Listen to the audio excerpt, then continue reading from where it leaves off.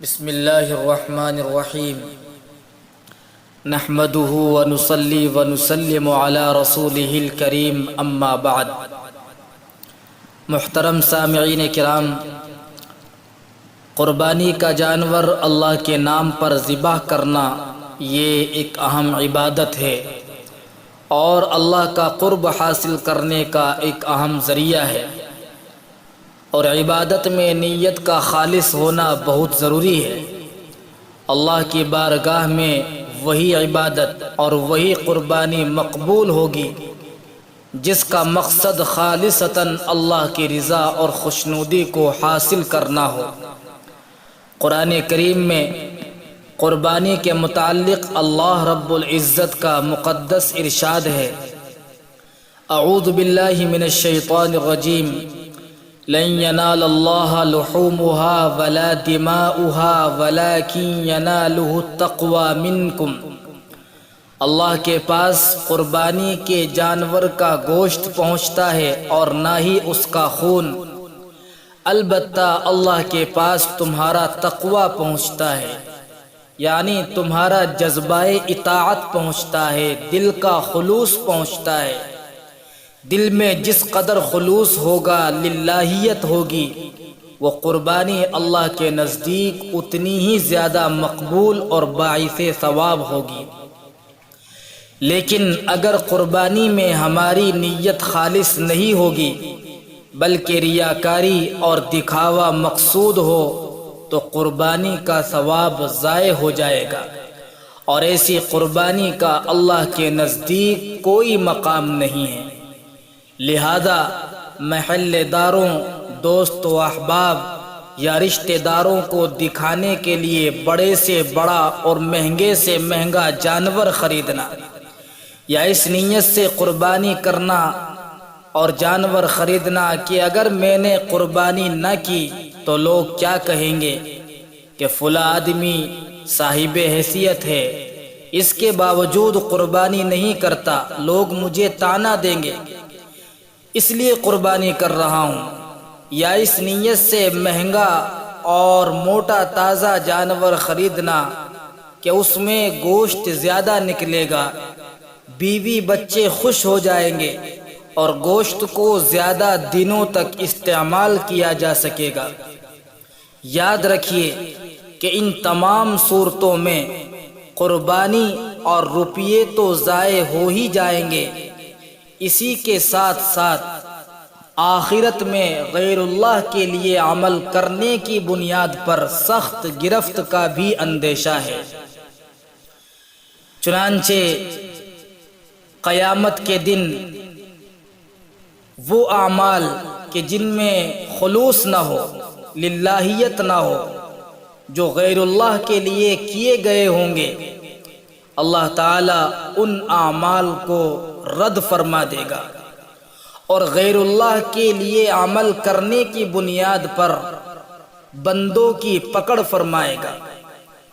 تو نیت کا معاملہ اور نیت کا درست ہونا یہ بہت ہی اہم اور لازمی امر ہے۔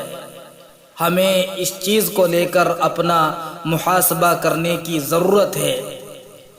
نیت کی درستگی کی وجہ سے چھوٹے سے چھوٹا عمل بھی اللہ کی بارگاہ میں بڑا مقام حاصل کر لیتا ہے، اور نیت کے بگاڑ کی وجہ سے، نیت کے فساد کی وجہ سے، خلوص نہ ہونے کی وجہ سے بڑے سے بڑا عمل بھی اللہ کی بارگاہ میں رد کر دیا جاتا ہے۔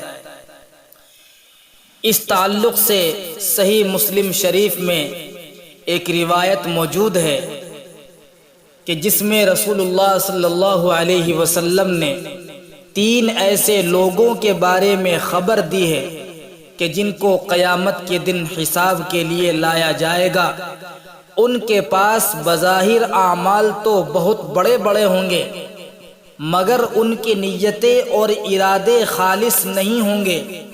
انہوں نے وہ اعمال اللہ کے لیے نہیں بلکہ غیر اللہ کے لیے کیے ہوں گے، اس لیے ان کے بڑے بڑے عمل بھی نیت کے درست نہ ہونے کی وجہ سے اللہ کی بارگاہ میں مردود ہو جائیں گے، رد کر دیے جائیں گے، اور غیر اللہ کے لیے عمل کرنے کی وجہ سے اللہ تعالیٰ ان کے لیے جہنم کا فیصلہ فرما دے گا اور منہ کے بل ان کو گھسیٹ کر جہنم میں داخل کر دیا جائے گا۔ ان تین لوگوں میں ایک ریاکار شہید ہوگا، دوسرا ریاکار عالم اور تیسرا ریاکار سخی ہوگا۔ ان تینوں لوگوں نے بڑی بڑی قربانی دی۔ شہید نے اپنی جان کی قربانی دی، عالم نے وقت کی قربانی دی کہ ساری زندگی علم دین حاصل کیا اور پھر اس کو دوسروں تک پہنچایا۔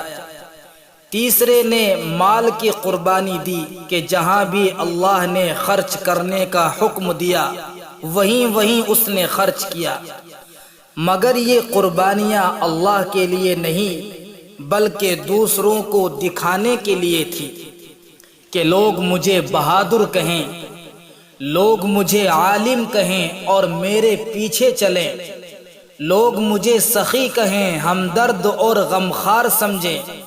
نیتوں میں خلوص اور للہیت نہ ہونے کی وجہ سے یہ لوگ بڑے بڑے اعمال کے باوجود بھی ناکام اور نامراد ہوں گے۔ اس لیے سامعین کرام، قربانی کا موقع آ رہا ہے۔ جس پر قربانی واجب ہے وہ قربانی ضرور کرے اور صرف اللہ کی رضا اور خوشنودی حاصل کرنے کے لیے کرے۔ نہ گوشت کھانا مقصود ہو اور نہ ہی دوسروں کو دکھانا مقصود ہو۔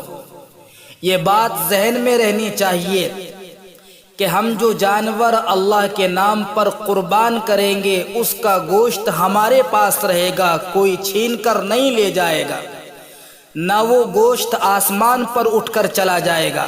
گوشت ہمیں ہی استعمال کرنا ہے، مگر خدا کے واسطے قربانی صرف اللہ کو راضی کرنے کے لیے کیجیے، یہ سمجھ کر کہ میرا مالک اور خالق اس عمل سے بے حد خوش ہوتا ہے اور اس عمل پر اللہ نے بہت سے انعامات کا وعدہ فرمایا ہے۔ میں اس لیے قربانی کر رہا ہوں۔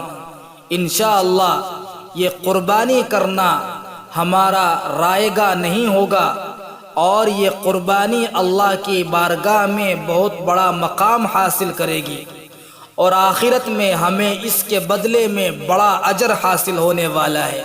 اللہ تعالی ہمیں خلوص کے ساتھ قربانی کرنے کی توفیق عطا فرمائے، آمین۔